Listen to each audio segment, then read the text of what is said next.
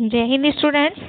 हमने आपको पढ़ाया था 10 चैप्टर झांसी की रानी, उसका पार्ट 1, जिसमें कि आपको बताया गया था कि झांसी की रानी कैसे बनी थी, कि उनकी राजा झांसी के राजा से ही शादी हुई थी, इसलिए वो झांसी की रानी बन गई थी। पहले उनका नाम मनु था और मनु को खेल जैसे कि लोगों को, बच्चों को पसंद होते हैं गुड्डे गुड़िया के खेल, वो नहीं पसंद थे। उनको खेल पसंद थे कैसे, जैसे कि तलवार चलाना, घुड़सवारी करना, युद्ध लड़ना, ये सारे उनके खेल थे, प्रिय खेल थे। आगे हम पढ़ेंगे। चित्रा ने अर्जुन को पाया, शिव से मिली भवानी थी, बूंदे ले हर बोलों के मुँह, हमने सुनी कहानी थी, खूब लड़ी मर्दानी, वह तो झांसी वाली रानी थी। चित्रा ने अर्जुन को पाया, जिस तरीके से अर्जुन जो थे वो चित्रा को मिले थे, शिव जी से मिली भवानी यानी कि शिव पार्वती का विवाह हुआ था, उसी तरीके से रानी लक्ष्मीबाई का भी विवाह हुआ था। तो बुंदेले हर बोलों के मुँह, हमने सुनी, बुंदेल के लोगों से हमने ये बात सुनी थी कि वो एक मर्द की तरह लड़ने वाली थी, जो झांसी की रानी थी। उदित हुआ सौभाग्य मुदित महलों में, उजियाली छाई, किंतु कालगति चुपके चुपके काली घटा घेर लाई। तीर चलाने वाले कर में उसे चूड़ियां कब भाई, रानी विधवा हुई हाय, विधि को यह भी नहीं दया आई। उदित हुआ सौभाग्य यानी कि अभी अभी उनका सौभाग्य जो था, सौभाग्य कहते हैं अच्छा भाग्य, है ना। तो अभी अभी उनका अच्छा भाग्य शुरू हुआ था। मुदित महलों में उजियाली थी यानी कि जिन महलों में कभी अंधकार सा रहता था, यानी कि जिसमें सुनसान रहता था, उसमें अब उजियाली आई थी यानी कि रोशनी हुई थी। किंतु काल गति धीरे धीरे, लेकिन जो समय था वो धीरे धीरे चल रहा था और उसकी काली घटा जो थी वो उस महल को घेर रही थी। तीर चलाने वाले कर में यानी कि रानी जो थी वो तीर चलाने वाली थी हमेशा, तो उनके कर में माने हाथों में उसे चूड़ियां कब भाई, तो उनको चूड़ियां पहले भी नहीं अच्छी लगती थी, लेकिन अब क्या हुआ था, रानी विधवा हुई हाय, विधि को यह भी दया नहीं आई। तो रानी जो थी वो राजा का देहांत हो गया था बीमारी से, तो रानी जो थी विधवा हो गई थी। निसंतान मरे राजा जी, रानी शोक समानी थी, बुंदेले हर बोलों के मुँह, हमने सुनी कहानी थी।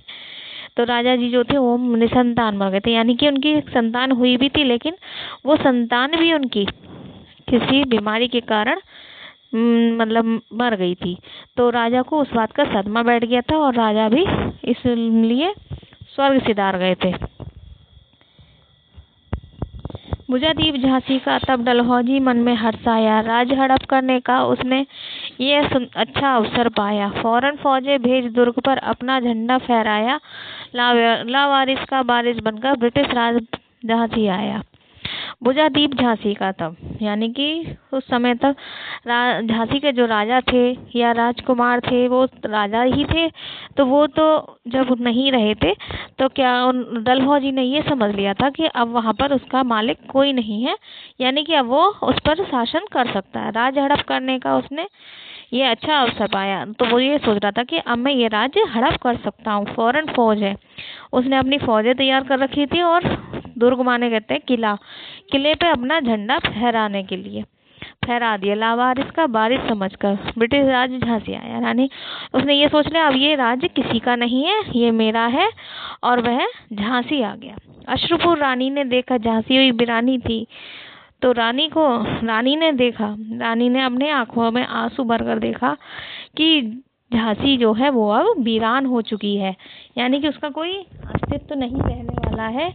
तो फिर रानी ने क्या करा था, बुंदेले हर बोलों के मुँह, हमने सुनी कहानी थी। ये बात बार बार कही गई है क्योंकि वो एक मर्द की तरह नहीं थी, क्योंकि अब उनके यहाँ कोई मर्द नहीं रहा था और वो खुद ही एक मर्द बन गई थी।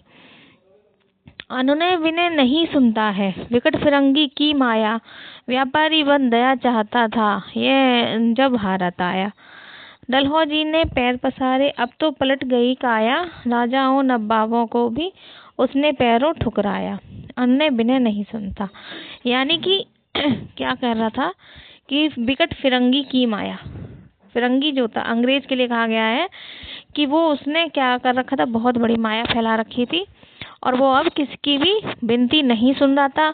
व्यापारी बन दया चाहता था, जब वह भारत आया, जब आया था तो वो व्यापारी बन के आया था और व्यापार करने की भीख मांगता था।